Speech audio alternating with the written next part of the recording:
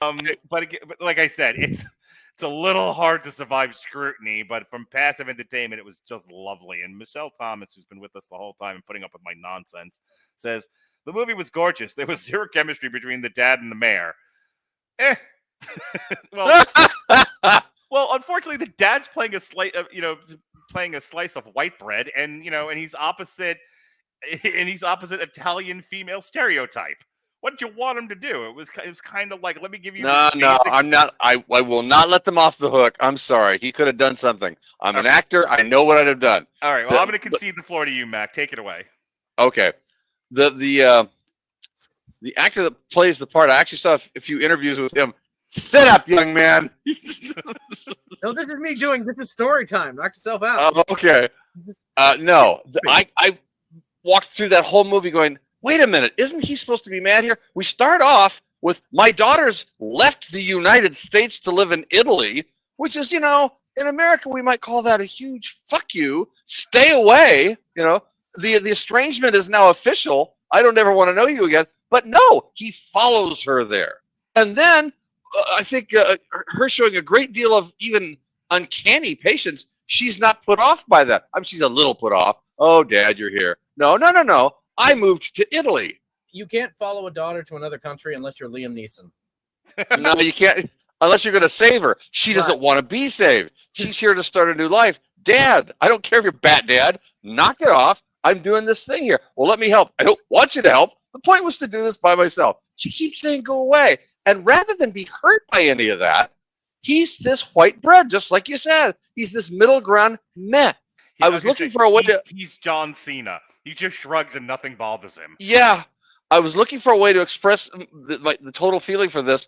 And my cousin, Kathy Garrett, came up with overwhelmingly ordinary.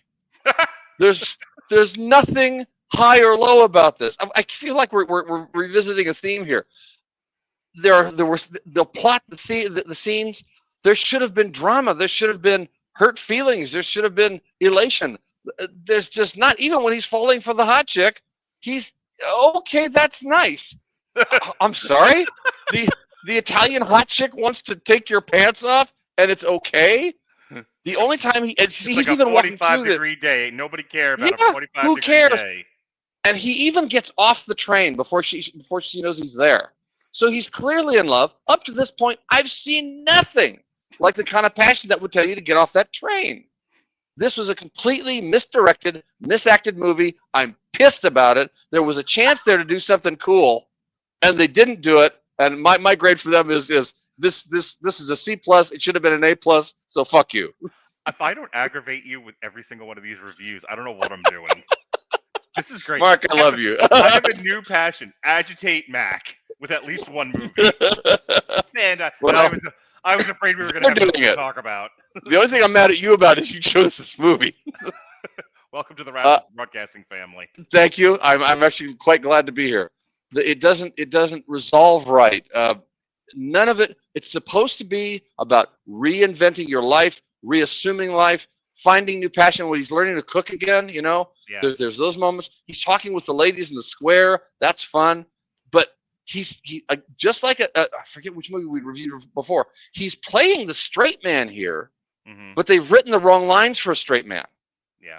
He needs to be hurt. He needs to be angry. He needs to be recovering from that anger because he's here to help his daughter. She needs to be responding to, will you get your money out of my life? He's going on a journey, but he's going there by people mover. Yeah. And it's just, this movie had a ton of potential, but Netflix, I shouldn't say blame Netflix. The director just didn't go there because it's a Valentine's Day movie, and we don't want to go that dark for a Valentine's Day movie. Yeah. I think when your intention is keep it, I heard something about a lot of streaming movies is they understand you'll be watching it while on your phone. And I even got that criticism from my girlfriend because she watched me watch this. And she was like, how do you watch these movies and play on your phone the whole time? I'm like, because they're mostly dialogue driven. There's nothing to look at. And after the the eighth scene in a row of picturesque Tuscany, I was like, all right, I got it. Go ahead, Dorian. This is now a challenge. No, I'm gonna let you finish. I'm gonna let you finish. But it's now a challenge. You need to write a movie that I need to be behind the camera for, that they will review on here, that is there's visual stuff happening that you have to know.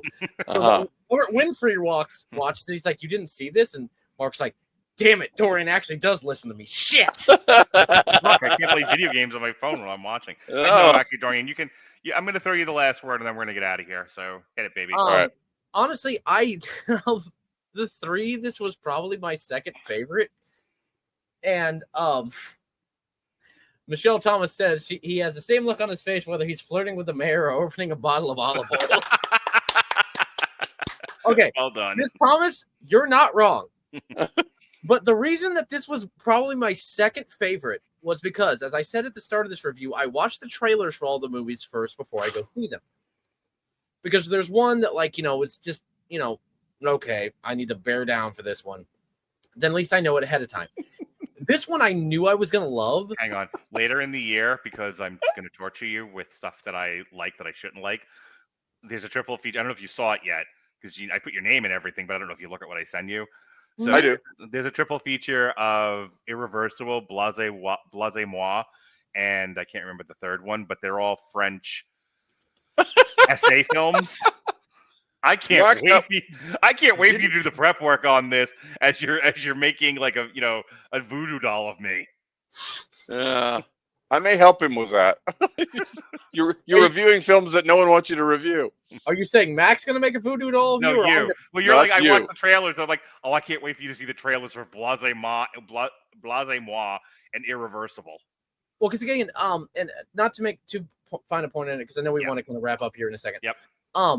If I feel that the crew and the actors and the directors behind the movie, and again, I'll come back to Netflix's Hot Frosty. Everyone seemed like they were behind that. They were giving 110% on a movie that didn't need 110%. They could have given 70 and it still would have been fine, but they went the distance. Yep. This one to me was fun, and I really enjoyed it because, again, the trailer alone, I went, okay, I know what we're doing here today. I actually have a friend who edits for Lifetime.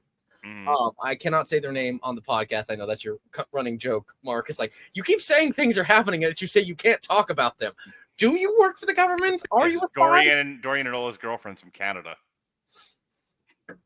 Hey, one of my girlfriends my actual girlfriend is on the podcast. She's real. That's fair. But no, this one, I laughed my ass off at the trailer and I went, oh God, this is just going to be a fun Lifetime movie. I am so here for this. And it was. It was not well written, really. It wasn't greatly acted. Again, yes, as you both have said, the Italian actors are very, very, attractive. They're beautiful. It's fantastic. But this was just so, again, Max said it right off the bat. I almost wanted to wipe my hands and be like, that's all I need to do, folks. He already said it seems like a Lifetime movie. Good night and good luck. Because that's what it felt like. And that's why, to me, it was fun. It's like, it didn't ask anything of you. It didn't demand anything of you. It was just like, hey, we're going to walk around this stupid story that you know how it's going to end. Love and oh no and oh yes, oh no and everything. The train scene at the end with her running to be like, oh my God, it's like, how cliche. It was weird that it took place in Clichéville. Right? Like, honestly, if they had just called it Le Clichéville, we've been like, okay, cool. I mean, at least you didn't lie to us. Right. That's literally all I have to say about this movie. Like, I did not hate it, but it's one of those, if you watch it, it's not a bad, if you're having a Valentine's Day party and with a whole bunch of couples, put it on the background. It's great visual fodder. There's a lot of discussion of slop. Marvel, Star Wars, Lord of the Rings now. There's just so much slop out there. And, Netflix is kind of being known as sort of a slop factory. And here's the thing. People tend to forget what going to the video store used to be like. Or what going to the movies was like in the 80s. Where there was a variety of different films and not every... my friend Christian, I haven't talked to him in a really long time, but he used to say not everything is a 1 or a 10. Lots of 5s out there. Lots of 3s, lots of 5s, lots of 7s. And the movie-going experience, whether it was when you went to the old mom-and-pop video store or you went to the movie theater, there was a variety of pictures of quality and genre. And La Dolce Villa is one of those solid offerings in the romantic comedy genre, that is a perfectly good 5.